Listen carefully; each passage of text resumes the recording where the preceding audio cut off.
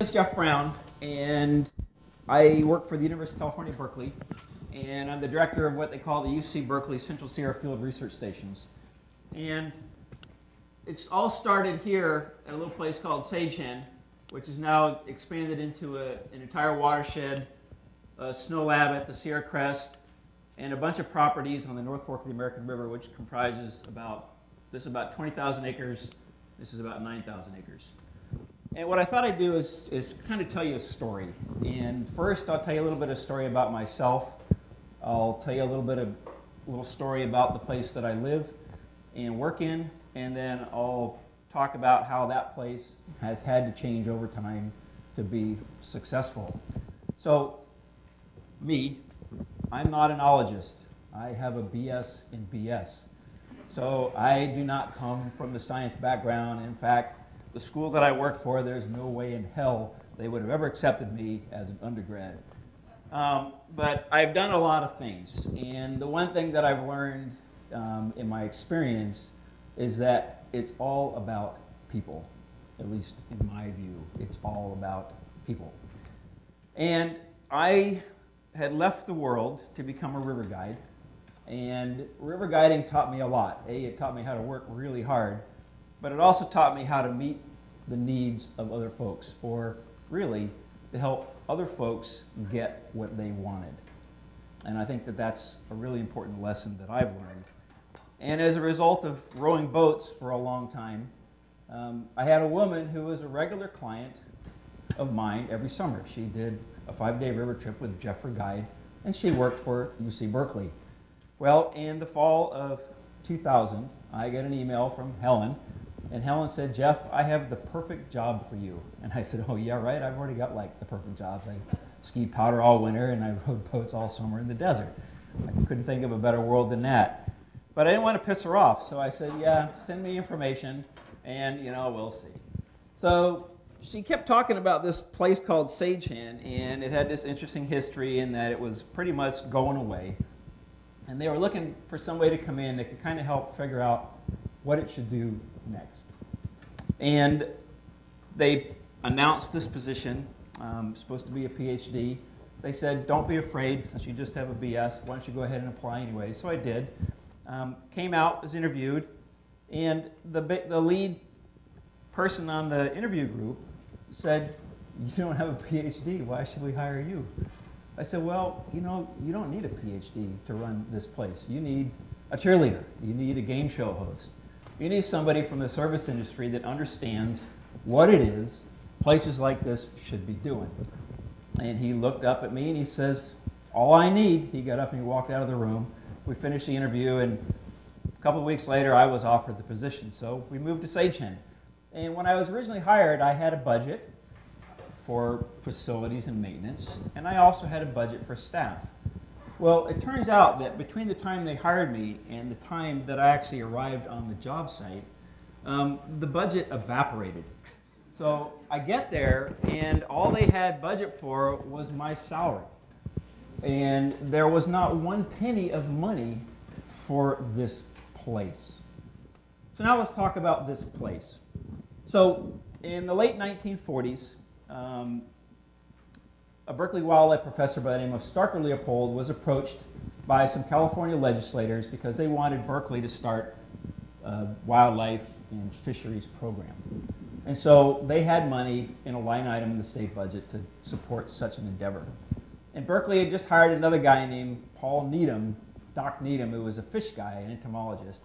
And the two of those guys got their heads together, and what they wanted to do was to find a small creek. And what they wanted to do with this creek was to dam off sections of the creek and then pump the water, divert the water out of the main channel to actually see what lived in a creek. And so they hunted and fished their way through the Sierras and somehow found Sagehen Creek, which is located just north of Truckee, California in the Sierras, and thought that that would work. Well, it was on Forest Service property. So they went to the legislators from the state and said, "Hey, we found the place." And they went to the Forest Service, "Hey, we found a place, here's what we'd like to do." And in the winter of 50-51, they skied out there and struck the deal. And that was when Sagehen was begun. Well, Needham and Leopold were big personalities. And the place did really well. And Needham was kind of the guy who ran it for a while, and then Needham dropped dead of a heart attack. And then Starker kind of came in and took it and turned it into his place and ran it for a bunch of years. And then Starker died of a heart attack and dropped dead. And so that took us up to like the 70s. Ah!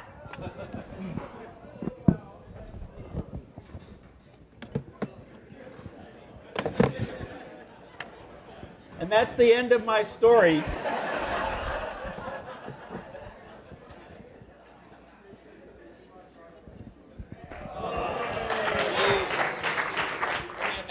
Recovery is everything. And then they brought in other personalities who were rather territorial. And Sagehen for a long time, and I'll say probably for about its first 44 years of existence, it was somebody's private stash. And you know, there were a lot of guys involved, and guys are pretty territorial, and they kind of peed into corners and said, this is where we work, and everybody else is not allowed to come here and do anything. And then California hit its first budget crunch in '95. And the line item that funded Sagehen disappeared. And the college on campus that it was under said, well, we don't have this money anymore, so we're just going to get rid of this place. Well, fortunately, we are a permittee with the Forest Service. And our permit says that if you ever abandon the place, you have to return it to its natural state.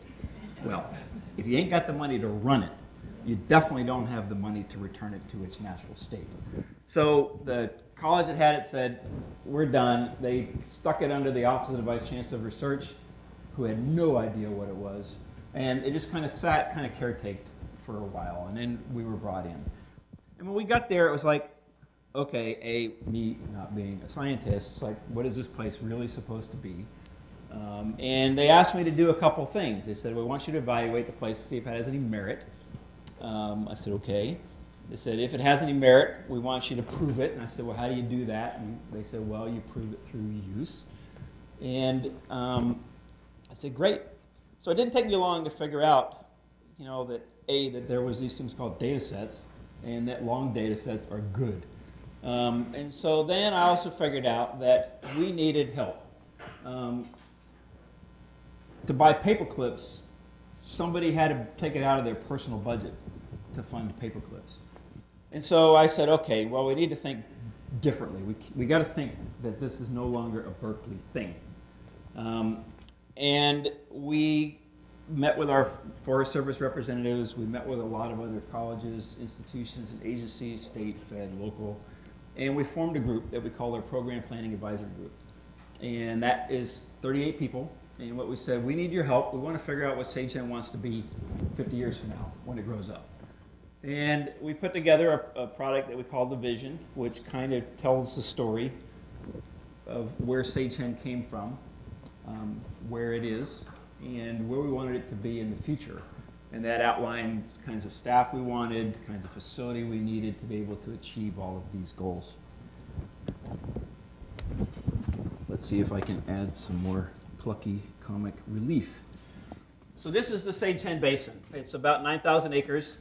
And it's not pristine. So when we say we're part of the UC Natural Reserve System, a lot of people think reserves are pristine.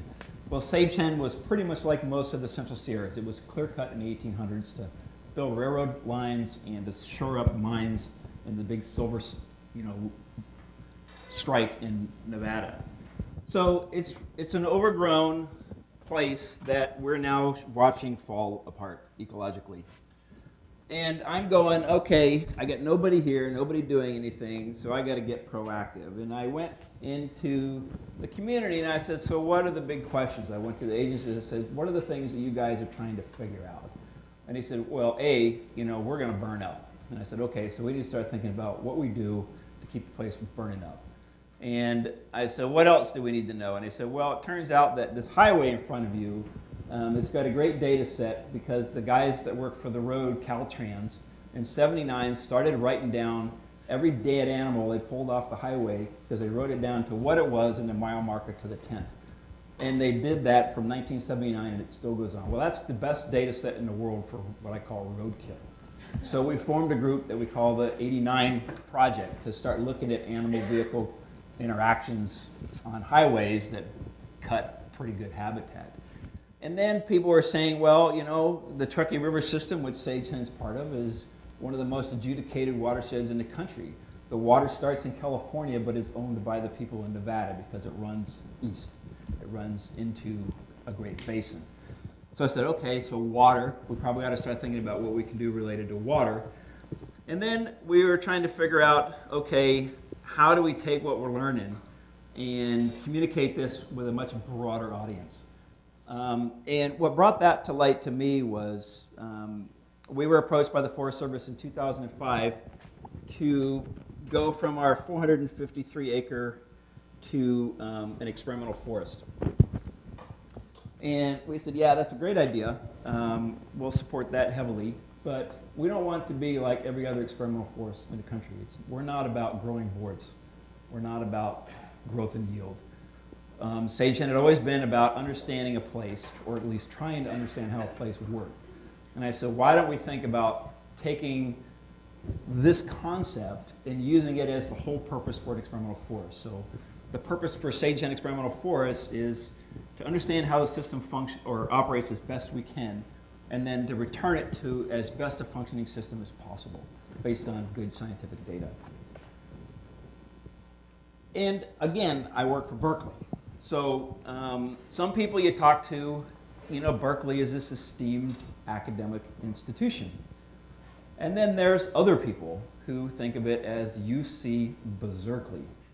Okay, so whenever you're talking to people, you really don't know how you are being perceived. So what we figured out quickly was that, okay, we can't be Berkeley telling people what to do. So we partnered with a local NGO, the Truckee River Watershed Council, and that proved really effective because the Watershed Council is great at collaboration. And by partnering with them, we were able to now get a neutral group helping us talk about what we're learning at Sagehen. Okay. So we tried to figure out, okay, scientists that come to do research want access to other data. So I got on a recruiting trip. So I found a geologist and convinced him that it was important to do a geologic survey. I talked to other people and started scrounging up money to start putting in a weather network of MET stations and towers. And we've now got 11, and we're adding several more, and we're expanding it into other watersheds and down to the highway. I started trying to figure out what are the new technologies that are coming online, and how can I get those people to come play in my neighborhood. So ground-based LiDAR is a relatively new technology that will give you 1 millimeter resolution. So if you want to talk about making a place real digitally, ground-based LiDAR is a way to do that. We were worried about burning up, so we started a process to figure out what we should do to our 9,000 acres to A, keep us from burning up, protect our data set, protect ourselves, and actually make the place better. We got involved with the Keck Foundation and a Berkeley group to do the Keck Hydrowatch project, which has funded a lot more of our infrastructure, and the whole idea is to close the hydrologic cycle. So what happens to water when it goes in the ground? And then our Highway 89 project is turning into a big deal. We got Caltrans, or California, to dedicate our highway as an experimental highway, so it's the first and only experimental highway in the country. And we're now leveraging that with all kinds of different groups to get the funds to put in under crossings, think about fencing strategies to figure out how the wildlife actually use the place. We got the experimental forest designation, which changes the people who tell us what we can and cannot do on the landscape. And then it's like, okay, we need to talk about education. So a woman came to me with a really cool idea for a program, and I said yes. Berkeley got a GK-12 program, and I said, you know, let's think about doing it here. But our school district wasn't used to working with places, so I got a group we formed, and we actually built a group working with the school district to figure out what the school district's needs were and then how we could help them meet their needs. And then it's the public. right after we got the experimental forest designation, I was walking down the road one day and I ran into a woman and I said, you know, we're in experimental forest now. Isn't that exciting? She says, what? And I said, you know, you're not excited about this? And she said, well, I need you to be able to tell me why it's important to me. Why is the experimental forest designation important to me? And that got us to rethinking. So then we said, okay, we have to engage the public completely different than we have in the past. And we started working with these NGOs to figure out what the community is interested in scientifically. We started a speaker series where we would bring folks in that the public wanted to hear about, and started our summer science speaker series. And then it's like, okay, how can we take a one-time event and make it something that has a much bigger life? And I've got Farthen, who's talented, and so she's now videoing stuff, and we actually have what we call Sagehen TV, where we create and produce and web-base as much stuff as we can. And then we started working with the media, because if campus sees us on the big media, the campus bigwigs are going to think that these guys are more important than we think they are. So we started working with the big stations in San Francisco, and we would pitch them stories, and they would pick the stories that they liked. We would make sure the scientists were on site to do stuff the day that the crew came up, and we get 3 to 4 minute long specials every year in the Bay Area.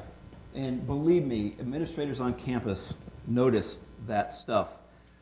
And then the other thing to think about is what makes us unique. Well, we're unique because we get white in the winter. And when we get white in the winter, we get deep white, which gives people opportunities to think about stuff differently. Because if you're going to test technology, it's easy to test it when the weather's good. But if you really want to test technology, you test it in places where the weather's severe, or you put it in a place like Bodega where you have salt water. And then we started working with Fish and Game to figure out how we could help them manage orphan bear cubs. And where am I going to with all this? Well, I think when we think about what we do as field station people and where we're going in the future, the big word is yes. I use that as often as I possibly can. And then I also put on my cheerleader uniform, which I wear all the time, because I think it's important for me to always be positive and engaged and excited about what we're doing and what we would like to do in the future. And for us, it has all kind of come together. I've been there 10 years now, and we've now got 5 major initiatives going on that we don't fund. I run several other programs that we don't fund. And we just got a $46 million